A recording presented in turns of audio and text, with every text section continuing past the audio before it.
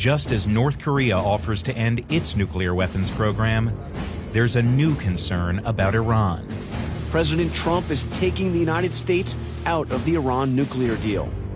Iran and North Korea are two of a growing number of global hotspots that have veteran Cold Warriors worried again. We believed that the danger of nuclear annihilation had gone away, and we've never been quite able to re-grasp that it's come back. The U.S. Pacific Command has detected a missile threat to Hawaii. This is not a drill. The panic was palpable. Hawaiians rushing for cover. Parents put their children in manholes. Frenzied families huddled in closets. The false alarm about a missile heading for Hawaii was the first time many Americans had thought about the bomb since the end of the Cold War. Attention, attention. This is not a test. The United States is under nuclear attack. In the 1950s and 60s, a government campaign made sure that Americans were prepared for the possibility of a nuclear attack from our main adversary, the Soviet Union. Enemy jet bombers carrying nuclear weapons can sweep over a variety of routes and drop bombs on any important target in the United States. When danger threatened him, he never got hurt. He knew just there were even cartoons aimed at children. We must be ready all the time for the atomic bomb. Duck and cover. Duck and cover. When I teach my class at Stanford, invariably some student will ask me, how in the world did we end up with 70,000 nuclear weapons during the Cold War? Former Secretary of Defense William Perry, now a university professor, tells his students that the massive arsenals helped to deter the two sides from using them. We believed that the other country was planning to conduct a surprise attack on us, and therefore we had to have enough weapons to survive that surprise attack. A payload larger than any the Russians have launched. We saw their weapons going up, and we responded to that. And it was a back and forth cycle. At this moment, we could explode 11,500 nuclear weapons on the Soviet Union, and they can explode 9,500 weapons on us, beginning 30 minutes from right now. But Perry says Americans were worrying about the wrong thing. The danger was not that one side would deliberately attack the other side, a surprise attack, a bolt out of the blue, but that we would blunder into a nuclear war. Will it be bad? It will be a holocaust. It will be hell. It will be the end of everything we know. For decades, the looming nuclear threat permeated American culture. They will not reach their targets for at least another hour. I am positive, Dmitri.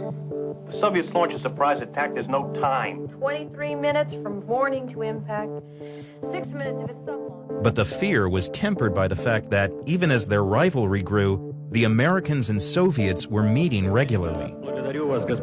During the Cold War, we realized the level of danger of nuclear war, and we sat down with the Soviets and worked out agreements that would reduce the risk of nuclear war. The first agreement ever to eliminate an entire class of U.S. and Soviet nuclear weapons.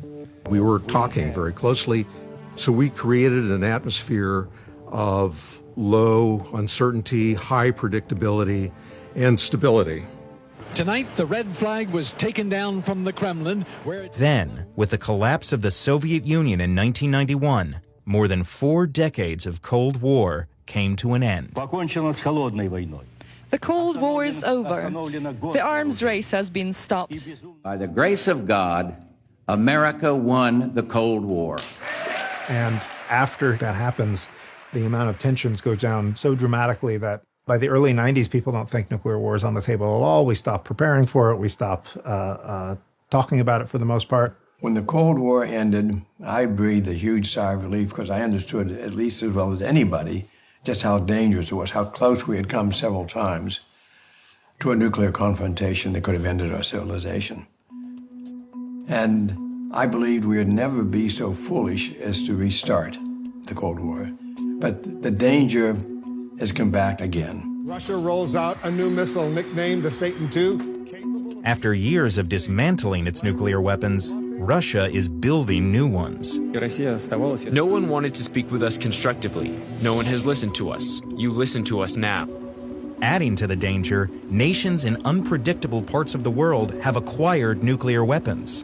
In the last 20 years, we've added North Korea, India, Pakistan. And as the world proliferates nuclear weapons, the risks increase dramatically. A lot of these countries have very poor safeguards on their nuclear weapons. Which mean rogue states, probably terrorist groups over the next decade. We've got to determine what we're going to do about it. President Trump's response? A buildup of his own. We must modernize and rebuild our nuclear arsenal. Arms control advocates worry that the stability of the past, especially between the U.S. and Russia, may be slipping away.